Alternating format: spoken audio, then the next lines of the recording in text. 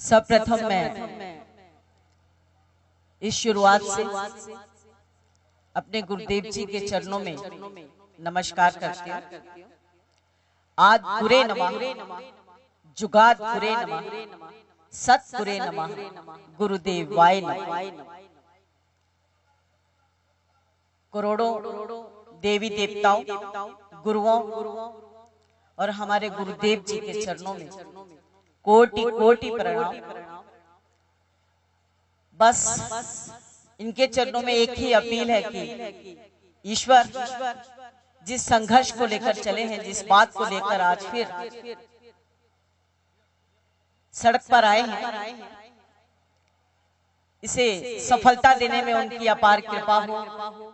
जैसा कि निमाण्य निमान निताण्य नितान नियोट्य नियोट निपत्य निपत हमारी इज्जत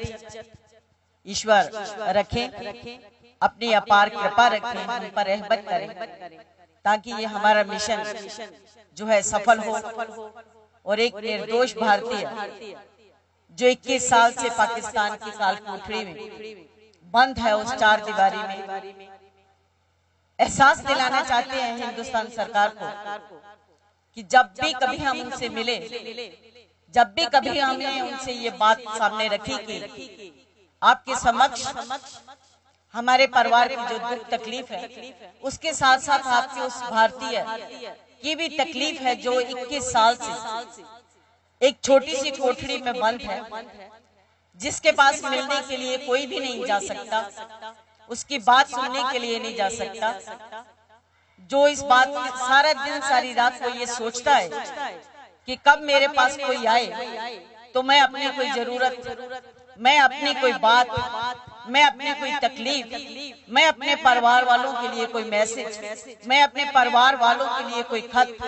कोई जेल सुपरटेंडेंट तक, कोई वहाँ के अपने वकील साहब तक, हिंदुस्तान की और पाकिस्तान की सरकार तक अपना मैं मैसेज भेज सकूं, इंतजार में रहता है कि कौन कब मेरी कोठरी में आए और मुझे सुने और मेरी बात बाहर तक पहुंचाए। एक ही जगह में रहना आप महसूस कर सकते हैं कि छोटी सी काल कोठरी हो और 21 साल से उस इंसान को उस जगह पर रखा जाए। उन चारों ही दीवारों को रात को देखकर सो जाना, जब सुबह आंख खुलनी तो उन्हीं दीवारों से फिर बातें करना, उन्हीं दीवारों को देखना अपने आप में एक सबसे बहुत मुश्किल काम।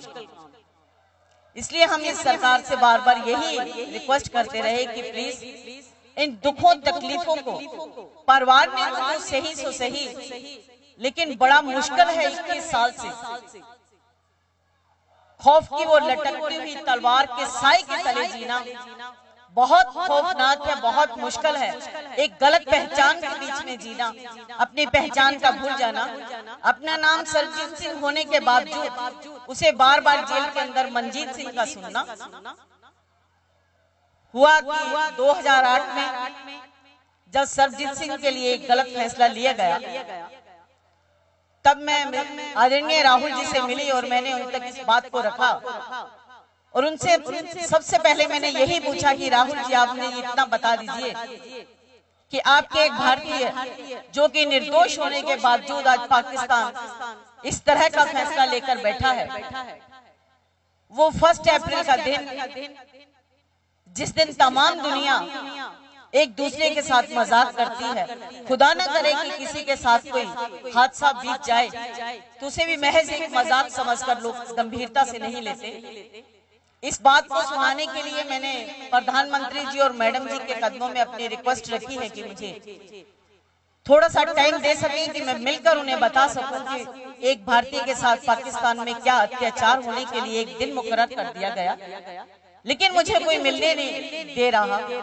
मेरी बात वहां तक पहुंच नहीं रही। तो राहुल जी मुझे वो दर बता दीजिए, वो इंसान बता दीजिए जिसे जाकर मैं अपना दर्द रख सकूं, जिसे जाकर उस असलियत से मैं परिचित करा सकूं। उनके भी ध्यान में हो ये बात कि पाकिस्तान क्या फैसला लेकर बैठा। बेशक हम सब जानते हैं कि हर लीडर जरूर अखबार पढ़ता है, हर लीडर जरूर टीवी पर न्यूज सुनता है, लेकिन सब कुछ जानते हुए भी जब वे आंख बंद करके बैठे थे, जब उनके कानों तक वो आवाज नहीं जा रही थी, तो मैंने राहुल जी से बस यही रिक्वेस्ट की थी, तो उन दिनों में जरूर मैं और मेरा परिवार, जहां सारे हिंदुस्तान, सारे करोड़ों हिंदुस्तानियों का, जहां हिंदुस्तान के प्रिंटेड और इलेक्ट्रॉनिक मीडिया का ऋणी है, वहां मैं, हमारा परिवार उस परिवार का भी ऋणी है कि जिन दिनों में उन्होंने हमारी मदद की और सरबजीत सिंह को स्टे मिला। एक ही दिन में मैंने मैडम सोनिया जी, राहुल जी, प्रणब मुखर्जी, गुप्ता जी, लालू जी, विदेश मंत्रालय, पाकिस्तान के हाई कमीशन में जाना, एक ही दिन में मैंने वो सारी ही कार्रवाई की थी। वहां तक मेरी कोशिश थी कि मैं रहन की अपील आज पहुंचा सकूं, ताकि मेरे भाई को इंसाफ मिल सके, स्टे मिल सके। ईश्वर की अपार कृपा हुई कि उसे स्टे मिला। उसके बाद हम पाकिस्तान गए, वहां जाकर हमने उससे मुलाकात की। मुलाकात में काफी बातें दुखदाई हमारे सामने आई। वो सीन हमारे सामने आया जिसे आज तक हम महसूस करते हैं, तो हमारा हृदय आज भी कांपता है। फिर दिल करता है कि कोई ऐसा इंसान हो, ताकतवर कोई लीडर हो, जिसे हम अपनी बात सुना सके और वो हमारी बात पाकिस्तान सरकार तक रखकर उसे वापस वतन लेकर आए। लेकिन इतना ही, स्टे मिल जाने के बाद ना परिवार को इंसाफ मिलता है, ना एक बेकसूर इंसान हिंदुस्तानी सरबजीत सिंह को इंसाफ मिलता है। इंसाफ तभी मिलता है जब हमारी सरकार, पाकिस्तान सरकार तक वो तमाम सबूत स्वयं रखे उनके टेबल पर, ये हमारा भारतीय है। आपको इससे कोई भी ऐसा सामान बरामद नहीं हुआ, कोई ऐसा गवाह इसके विपक्ष में नहीं भुगता जिसने ये बताया कि ये मनजीत सिंह है और इसे मैंने उस जगह पर देखा, वो हादसा करते हुए देखा जो हादसा पाकिस्तान में उन दिनों में बीता था। बड़े अफसोस के बाद कि आप जजमेंट की कॉपी जब पढ़ेंगे तो देखेंगे कि उसमें एक लाइन लिखी हुई है कि अप्रैल और मई में जो विस्फोट हुए थे वो मनजीत सिंह नाम डालकर सरबजीत पर डाले गए। निजायज ठोके, फर्जी मुकदमा, फर्जी गवाह, सब कुछ फर्जी ही चला, झूठम झूठ चला। बेबुनियादी खोखला आरोप एक सीधे साधे इंसान पर लग जाना, उसके परिवार के प्रति सोचिए कि उन पर क्या बीती होगी और उस इंसान पर क्या बीती होगी जिसने अदालत में खड़े होकर जब वो फरमान सुना होगा वहां की हुक्मरान का, तो किस कदर उसे याद आई होगी अपने हिंदुस्तान की माटी। कब याद आई होगी आप सब हिंदुस्तानियों की, याद आया होगा उस समय उसे अपना परिवार, वो मासूम बच्चियां जिन्हें वे छोड़कर गया। 28 अगस्त 1990 में छोटी बेटी महज 23 दिन की, बड़ी बेटी 2 साल की,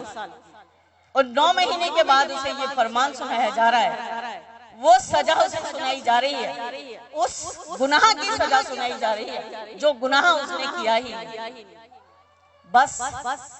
जरूरत है आप सबके इकट्ठ की, जरूरत है आपकी एकता वाली आवाज की, बुलंद आवाज की, आपकी शब्दावली की आज जरूरत है, आपकी अपीलों की जरूरत है,